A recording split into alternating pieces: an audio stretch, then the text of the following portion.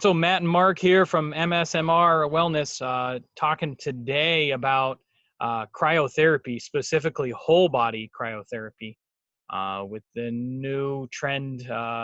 Antonio Brown talking about his frostbite, extreme frostbite feet. Mark, take it away. Yeah, so I think that's kind of the big one that, this has kind of been out there a little bit.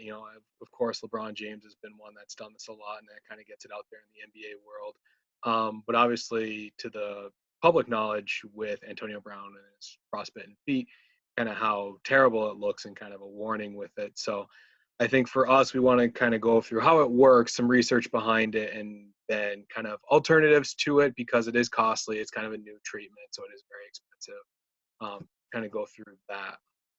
Yeah, and we've done cryotherapy for years as athletic trainers.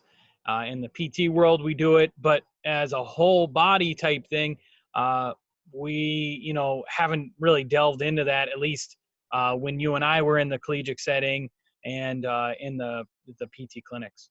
Yeah, this is a recent development within the past. A lot of research is kind of going back 10 years or so. But it's expensive, like anything else that comes out. It is very expensive for places to have. So you kind of only see it in professional clinics or professional settings, and even then, it's very expensive for them to have. I think a couple of reasons why they use liquid nitrogen, and they have to have all these tanks in this specialized room for people to be in. It's a little expensive. You need extra housing spaces for that. And kind of how it works is you get into the unit. You have to wear special gloves. I think it's 2 layers of gloves, 2 layers of shoes. You have to be completely dry. You can't have any moisture on your body. And then you wear undergarments to protect that. Otherwise, you're pretty much, you don't have any clothes on or anything like that to help with treatment. You stand in the unit. The liquid nitrogen kind of cools down the air within the unit, typically to minus 100 Fahrenheit or lower. Some reports were saying minus 200 in there, which is pretty, that's really low. That's insane. And then you're in the unit for about 1 to 3 minutes, and then the treatment's over from there. Right. And I remember thinking to myself, what's the advantage behind this? Because, it's surprising that we wouldn't have this if this was such a huge advantage or if there was some physiological effect. So what does the research really say on this? Yeah, so there's research is inconclusive, to put it simply. There's not a lot of research. There are some studies that kind of look at everything out there, and I think the latest meta-analysis only had about 10 research studies. So that's not a lot for a meta-analysis. Typically it's, 40, 50 plus. So there's not a lot out there, but really it was saying, it's great subjective results, very limited on the objective outcomes within the human body. Yeah, I remember them talking specifically about antioxidant improving and decreased inflammation and stuff. But when they really tried to dive into, all right, how did they measure these things? They really couldn't. It was very subjective and based on, athletes just self-reporting these types of things. So I think that's important to think of. I mean, I guess if you had an unlimited budget, you would try, all that you can try. And I don't believe that this is something new. I think we've tried this for years in Hmm. some form or fashion. Yeah, I mean, whole body, because it's a whole body cryotherapy, so that whole body immersion does exist with cold baths. Full body immersion within an ice bath is very common and very popular and very well known. And I think that's what a lot of the scientific literature really compared to is, cold water immersion is what they called it, to compare against this whole body cryotherapy, and really showed it was basically the same thing in terms of objective outcomes that they could measure. I think the main thing that somebody, a proponent of this would say, well, it's easier on the individual because it's 1 to 3 minutes. You just get in, you do it, and you come out. Versus like an ice bath is, you have to deal with water. You have to find your own tub to control that. Obviously, you have to find a unit in order to do the whole body cryotherapy. But Right. it's at least you got to do at least 10 minutes for the cold water immersion. So that already right there, that's a time advantage for the whole body cryotherapy.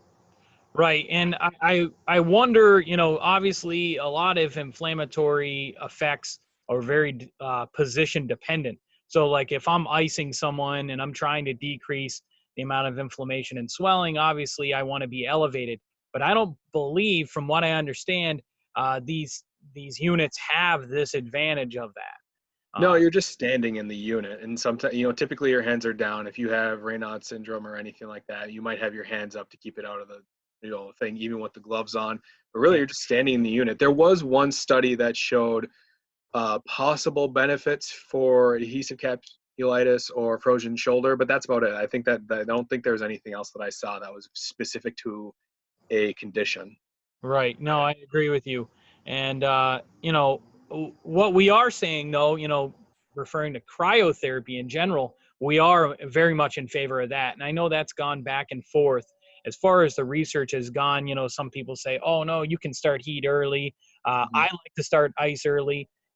As much as we like to be evidence based practice, I also like practice based evidence, So I've seen the advantages of using the ice to decrease the pain, decrease the swelling, especially when used over time or in conjunction with your compression and elevation. Um, Yeah, for sure. And I think this as well, kind of, you go into the this whole body chamber, and you're in it for 1 to 3 minutes, and then you get out and you go back up to an ambient room temperature, or whatever that may be. This mhm. kind of reminds me more of like a contrast therapy of going cold But hot versus an actual like cold water immersion or an ice bath. And contrast therapy is shown to be superior to passive recovery, just kind of sitting around doing nothing. But again, pretty similar to active recovery, cold water immersion, local cryotherapy with an ice pack or anything like that. Pretty similar. So it all kind of aligns with, it's better than sitting around doing nothing, which we all know. sure. But contrast therapy, cold water immersion, local ice application, active recovery, they all seem to be very similar. And that's what the research so far has bore out with all this. Right. So, if you're listening and you have an unlimited budget, I'd say our recommendation is stick with the tried and true methods, ice pack, the game readies with the compression tend to work pretty well. Um, Anytime you add the chemical pack, beware because that doesn't melt like ice does. So you do subject yourself to frostbite, believe it or not. People don't think about that with those chemical packs, but they don't lose temperature as quickly on purpose. However, that could be an adverse effect. Yeah, definitely need a barrier for those. I think some of the top three that I would recommend would be kind of your active recovery, bike, jog, yoga, Mhm. walk, flexibility, things like that. Contrast therapy, if you have it available to you, I know a lot of people really enjoy that. And it's a good recovery method. And then cold water immersion, if you're just looking to kind of get in, cool down, help with some soreness, that helps a lot.